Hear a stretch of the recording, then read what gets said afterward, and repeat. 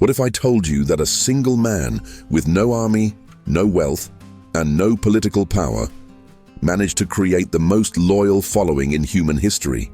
A following so devoted that they would die rather than abandon him? Most people think it was about faith or miracles. They're wrong. Jesus understood 3 psychological laws that modern science has only recently discovered. Laws so powerful that dictators, CEOs, and cult leaders have tried to replicate them for centuries. But here's what they missed. Jesus didn't just use these laws. He perfected them. And today I'm going to reveal exactly how he did it. By the end of this video, you'll understand the real reason why his followers became unbreakably loyal. If you're building any kind of following, the most powerful loyalty methods in history were hidden in plain sight for 2,000 years. What I'm about to reveal will change everything you know about influence. Here's what doesn't make sense. Jesus had 12 core followers, 12 ordinary men who left everything to follow someone with no credentials, no wealth, and no army. But here's the kicker. When Jesus was arrested, tortured, and executed as a common criminal, logic says his movement should have died with him. His followers should have scattered, gone back to their fishing boats and tax-collecting booths, and pretended they never knew him. Instead, something impossible happened. These same men who had fled in terror the night of his arrest suddenly became unstoppable. They faced beatings, imprisonment, and execution with a smile. They spread his message across the known world, converting thousands who had never even met Jesus. Most of them died brutal deaths rather than deny him. What could possibly transform cowards into martyrs overnight?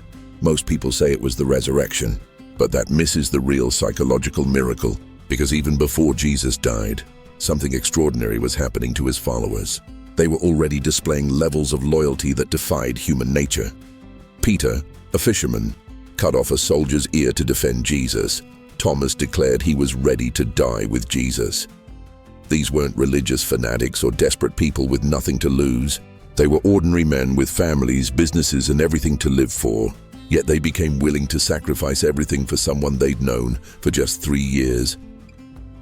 Traditional explanations focus on the supernatural, but modern psychology reveals something far more interesting. Jesus was unconsciously implementing 3 psychological laws that create unbreakable loyalty. Laws that work regardless of whether you believe in his divinity or not. Laws that every leader from Caesar to Steve Jobs has tried to harness. The first law involves something psychologists call costly signaling theory. But Jesus took it to a level that modern science is only beginning to understand. He didn't just ask his followers to believe in him. He asked them to pay a price so high that backing out became psychologically impossible. Here's the psychological secret Jesus discovered. Human beings don't value what comes easy. We value what costs us something. It's called the effort justification effect, and it's one of the most powerful forces in human psychology. When Jesus called his first disciples, he didn't make it convenient. He didn't say, "Hey, follow me when you have time." He said, "Leave everything, right now. Leave your nets, your business, your family. Follow me." And they did it, immediately. Why? Because he was triggering their effort justification mechanism. Peter and Andrew left nets full of fish, their livelihood for that day. Matthew left his tax collector's booth with money still on the table. These weren't small sacrifices. They were life-altering commitments made in a single moment. And here's what's brilliant. Once they made that sacrifice, their brains had to justify it. Psychologists call this cognitive dissonance reduction. When we make a big sacrifice for something, our minds can't handle the possibility that we made a mistake. So they increase the value of whatever we sacrificed for. The bigger the sacrifice, the more valuable the cause becomes in our minds. But Jesus didn't stop there. He constantly escalated the cost of following him. He told them they might have to leave their families, face persecution, even die for their beliefs. Normal leaders try to make following them easier. Jesus made it harder, and paradoxically, this made his followers more loyal, not less. Modern research proves this works. Studies show that fraternities with harsher initiation rituals create stronger loyalty.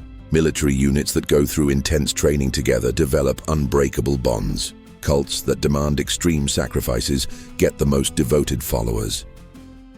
But Jesus added a psychological twist that even modern cult leaders miss. He didn't just demand sacrifice, he modeled it. He had no home, no possessions, no comfort. His followers weren't just sacrificing for a leader who lived in luxury. They were joining someone who had already given up everything himself. This triggered another psychological law: reciprocity. When someone sacrifices for us, we feel obligated to sacrifice for them. Jesus wasn't asking his followers to do something he wasn't willing to do himself. He was asking them to join him in a shared sacrifice. The result was a psychological bond stronger than family, stronger than self-interest, stronger than fear of death. His followers weren't just believers, they were co-conspirators in a mission that demanded everything from everyone involved. Think of it like joining an elite special forces unit. Nobody joins the Navy SEALs because the training is easy. They join because the training is brutal. The suffering isn't a bug, it's a feature. It separates the committed from the curious. Jesus created the ultimate special forces team of the mind. Every hardship his followers faced didn't weaken their resolve, it strengthened it. Because they had chosen to be there. They had paid the price of admission, and they were surrounded by others who had paid the same price. Here's what's genius about this approach. It creates what psychologists call sunk cost psychology on steroids. Once his followers had invested their entire lives in following Jesus, abandoning him meant admitting that everything they had sacrificed was worthless. Their minds simply couldn't accept that possibility. Modern leaders try to build loyalty by making people happy, comfortable, satisfied. Jesus built loyalty by making people invested. He understood that people don't follow leaders who give them what they want. They follow leaders who give them something worth wanting. This is why his followers could face torture and death with a smile. It wasn't just about believing in Jesus anymore. It was about justifying every sacrifice they had already made. Their loyalty wasn't based on what they hoped to receive in the future.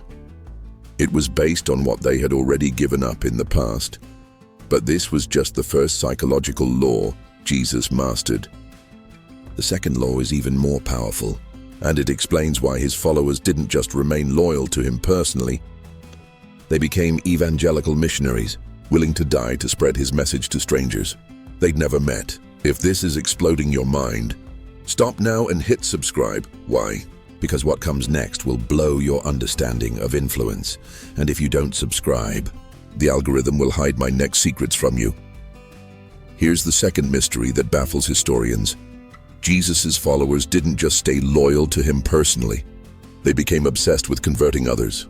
After his death, they scattered across the Roman Empire not to hide, but to spread his message. They faced beatings, imprisonment, and execution in cities where they had no friends, no support, no safety net. Why would rational human beings risk everything to convert strangers to a message that got their leader killed? This isn't normal human behavior. Usually, when a movement's leader dies, the movement dies with them. Or at best, the surviving followers quietly keep the faith among themselves. But Jesus' followers did the opposite. They became more aggressive, more bold, more willing to take risks after his death than they had been while he was alive. Peter, who had denied knowing Jesus 3 times to save his own skin, later stood before the same authorities who had killed Jesus and boldly proclaimed his message. He was eventually crucified upside down rather than deny his beliefs. Paul, who had never even met Jesus personally, became the movement's most effective missionary. He was beaten, shipwrecked, imprisoned, and finally executed, all to spread the message of someone he had never known personally. What kind of psychological force could drive someone to such extremes for a second-hand belief? The answer lies in the second psychological law Jesus mastered: identity fusion. This is one of the most powerful psychological phenomena known to science, and Jesus created the perfect conditions for it to occur. Identity fusion happens when individual identity becomes inseparable from group identity. When this occurs, people don't just believe in the group's mission, they become the mission. An attack on the group feels like an attack on their personal identity. The group's success becomes more important than their personal survival. Psychologists have studied identity fusion in military units, sports teams, and religious movements. But Jesus created something unprecedented. He fused his followers' identities not just with his movement, but with his personal mission to transform the world. Here's how he did it. He didn't just teach them to follow him. He taught them to become him. He told them, "You are the light of the world. You are the salt of the earth." He gave them his authority to heal, to teach, to represent him. He didn't create followers, he created extensions of himself. The psychological genius of Jesus' approach becomes clear when you understand how identity fusion actually works in the brain. Neuroscientists have discovered that when identity fusion occurs, the part of the brain that processes threats to the group becomes hyperactive. Protecting the group literally feels like protecting yourself. But Jesus went beyond normal identity fusion.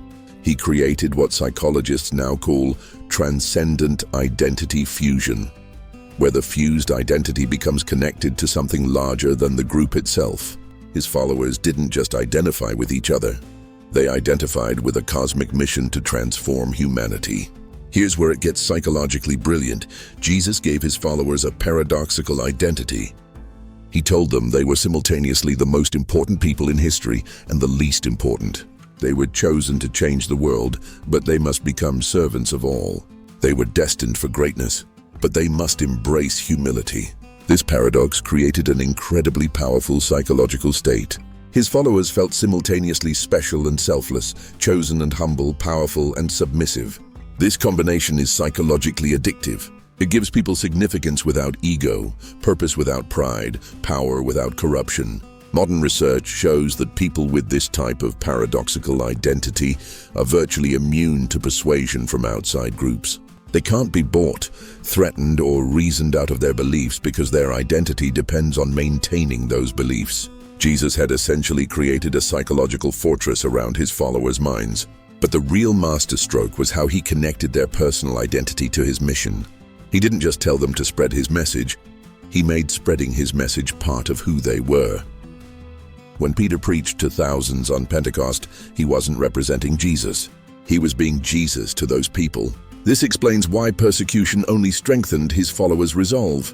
Every beating, every imprisonment, every threat didn't feel like an attack on their beliefs. It felt like an attack on their identity. And humans will die before they'll let their core identity be destroyed. Jesus also used what psychologists call group distinctiveness to strengthen this fusion. He constantly emphasized how different his followers were from everyone else. They were light in darkness, salt in a tasteless world, sheep among wolves. This us versus them mentality made the group identity even stronger. The result was unprecedented in human history. A group of people whose loyalty transcended death, whose mission became more important than their survival, whose identity was so fused with their cause that stopping them required killing them. And even that didn't work. Imagine you're not just a fan of your favorite sports team, you are the team. When they win, you don't just feel happy, you feel like you've personally achieved victory. When they lose, you don't just feel disappointed, you feel like you've personally failed. When someone insults the team, they're not just criticizing your preferences, they're attacking your identity. Now multiply that feeling by 1,000 and connect it to the most important mission imaginable, saving humanity itself. That's what Jesus created in his followers. They weren't just supporting his cause, they had become living embodiments of his cause. This is why his followers could face death with joy. They weren't dying for someone else's dream. They were dying to protect their own identity. Backing down wasn't just cowardice, it was psychological suicide. Their minds literally couldn't conceive of abandoning the mission because the mission had become who they were. Think about modern examples. Why do Marines say, "Once a Marine, always a Marine"? Why do alumni donate to universities decades after graduation? Why do Apple employees speak about their company like it's a religion? Identity fusion. But none of these modern examples come close to what Jesus achieved. He created followers who didn't just work for the mission in their spare time, they became the mission full-time. Every conversation was an opportunity to spread his message. Every relationship was a chance to convert someone. Every hardship was proof of their commitment. Modern leaders try to motivate people with external rewards, money, recognition, advancement. Jesus motivated people with internal transformation. He changed not just what his followers did, but who they were. And once someone's identity is changed, their behavior follows automatically. But Jesus had one more psychological weapon that made his followers not just loyal and evangelical, but literally unstoppable.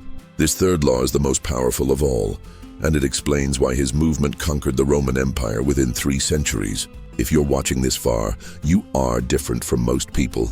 Prove it. Hit like now and subscribe, because people like you deserve to know all the secrets I'll reveal in upcoming videos. Here's the ultimate mystery that historians still can't fully explain.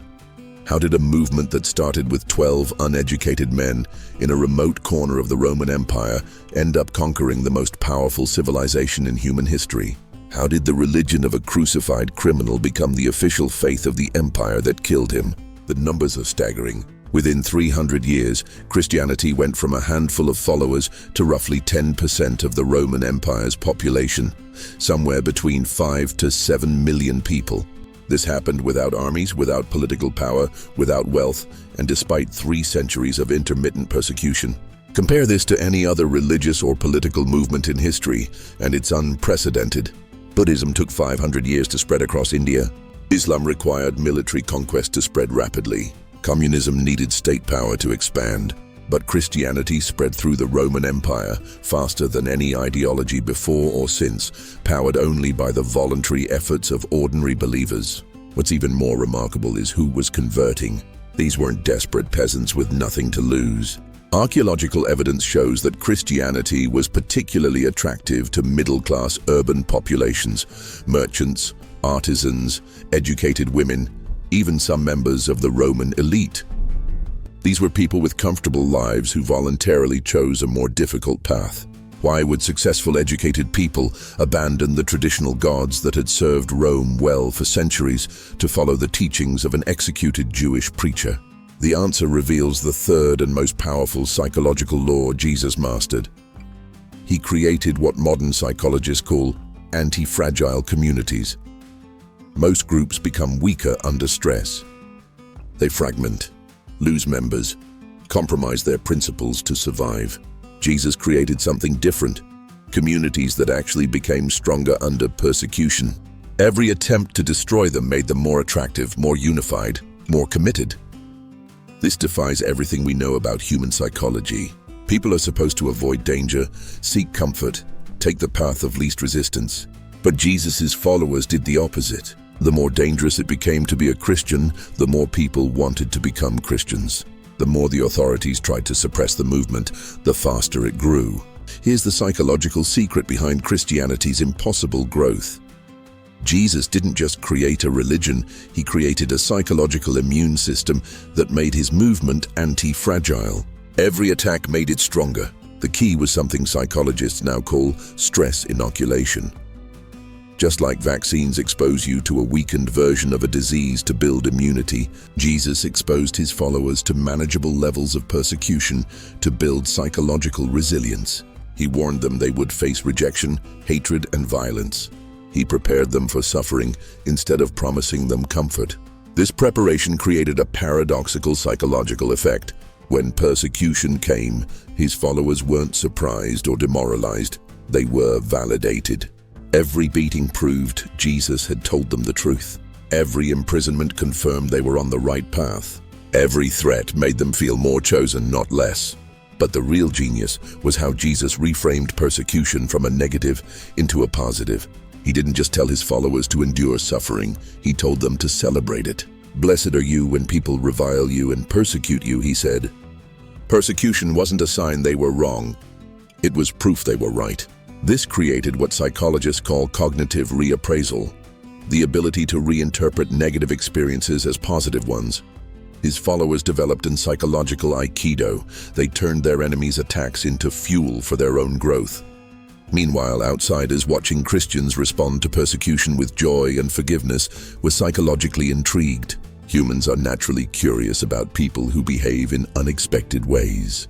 When people saw Christians forgiving their torturers, caring for plague victims, and facing death with peace, they wanted to understand what made such behavior possible.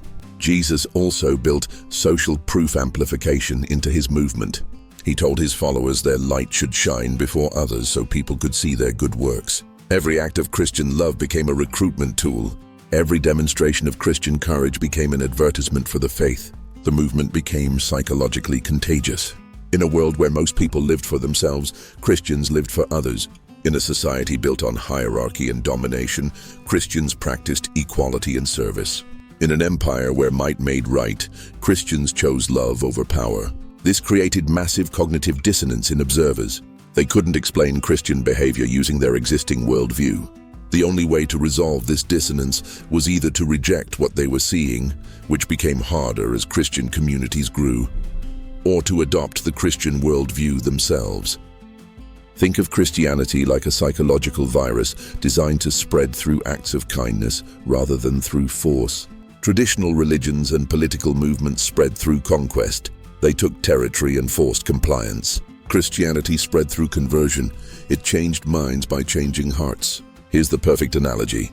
Imagine a computer virus that actually improved the computers it infected. Instead of stealing data or slowing performance, it made computers run faster, more efficiently, and more securely. How long before everyone would want to be infected? That's what Christianity did psychologically. It didn't just promise future rewards. It delivered immediate psychological benefits.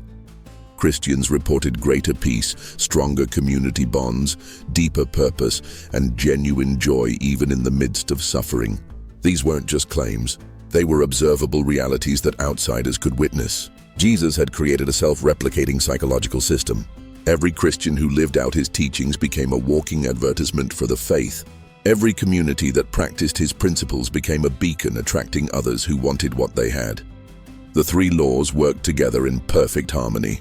Costly signaling ensured only serious people joined. Identity fusion made leaving psychologically impossible.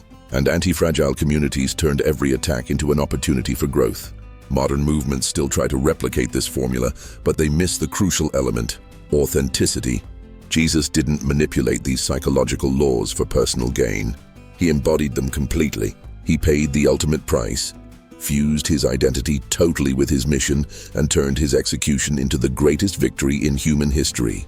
The result was a movement that couldn't be stopped because it was powered by forces deeper than politics, stronger than armies, and more enduring than empires. Jesus had discovered how to create unbreakable loyalty, not through fear or manipulation, but through transformation. His followers weren't just loyal, they were liberated. They hadn't been conquered by his movement. They had been completed by it. These three psychological laws, costly signaling, identity fusion, and anti-fragile communities, created the most powerful movement in human history.